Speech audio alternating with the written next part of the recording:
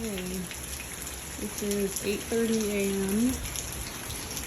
The eye wall is just about to go over Houston. We are an hour north of Houston, so this should be about the strongest winds that we get. It's not too bad. It's windy, but it's not too bad. And the rain is coming. Woo! And it's blowing this way, getting me wet.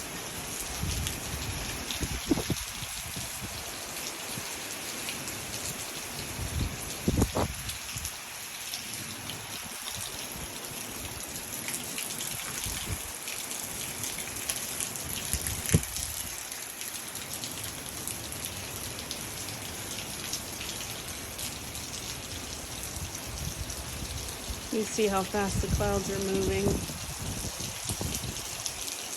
Ooh, it's coming this way, raining towards me.